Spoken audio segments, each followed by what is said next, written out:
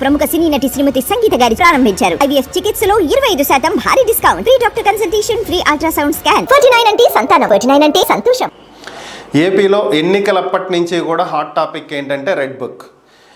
యువగళం పాదయాత్రలో నారా లోకేష్ తీసుకువచ్చినటువంటి ఈ red book ఏదైతే గత ప్రభుత్వంలో కొంతమంది అధికారులు ప్రభుత్వానికి అనుకూలంగా వ్యవహరిస్తూ ప్రతిపక్షంగా ఉన్నటువంటి జనసేన, టీడీపీ, బీజేపీ, కాంగ్రెస్ ఇలా పలువురు నేతల మీద ఏవైతే కేసులు పెట్టారో వారిని ఇవన్నీ తప్పుడు కేసులు, ఎవరైతే ప్రభుత్వానికి అంటకాగుతూ ఇలాంటి వ్యవహారాలకు పాల్పడ్డారో, అధికార దుర్వినియోగానికి పాల్పడ్డారో వీళ్ళందరి పేర్లు నోట్ చేసుకుంటున్నాము. వీళ్ళందరికీ ఖచ్చితంగా అధికారంలోకి వచ్చిన తర్వాత శిక్ష విధించి తీరుతామని చెప్పి ఆ రోజు లోకేష్ చెప్పడం జరిగింది.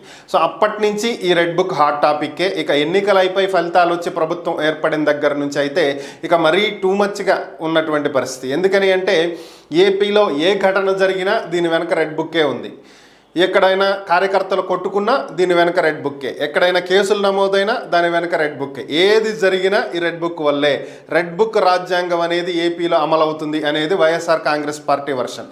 ఆల్రెడీ ఇంత జరుగుతుంటే టీడీపీకి చెందినటువంటి ఒక ఎమ్మెల్యే చేసినటువంటి వ్యాఖ్యలు ఈ రెడ్ బుక్ ప్రాధాన్యతకు సంబంధించి మరింత ఆజ్యం పోసినట్టు అయ్యాయి. ఏంటి అంటే అగ్నికి ఆజ్యం పోసినట్టు చేసినటువంటి వ్యాఖ్యలు ఏంటి అంటే ఆళ్లగడ్డ ఎమ్మెల్యే మాజీ మంత్రి భూమా అఖిలప్రియ చేసినటువంటి వ్యాఖ్యలు. ఆమె నిన్న ప్రెస్ మీట్లో మాట్లాడుతూ తన దగ్గర ఒక రెడ్ బుక్ ఉందని, దాంట్లో 100 మంది పేర్లు రాసున్నాయని, వీళ్ళందరినీ ఖచ్చితంగా శిక్షించి తీరుతాము అని చెప్పి ఆమె వ్యాఖ్యానించడం జరిగింది.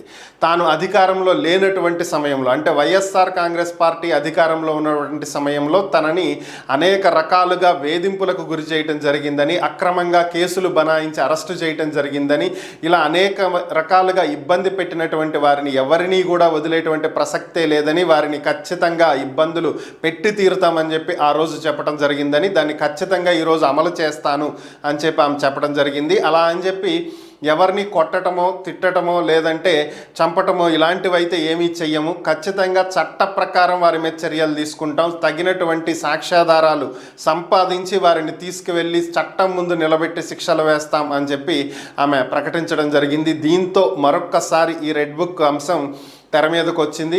లోకేష్ దగ్గర ఉన్నది రెడ్ బుక్ 1 అయితే అఖిలప్రియ దగ్గర ఉన్నది రెడ్ బుక్ 2 అంటూ సోషల్ మీడియాలో చర్చలు నడుస్తున్నాయి. ఇంకా ఇదంతా ఒక ఎత్తు అయితే మరి ఇంకా ఈ టీడీపీలో ఇక ఎంతమంది దగ్గర ఎన్ని రెడ్ బుక్లు ఉన్నాయో తెలియనటువంటి పరిస్థితి.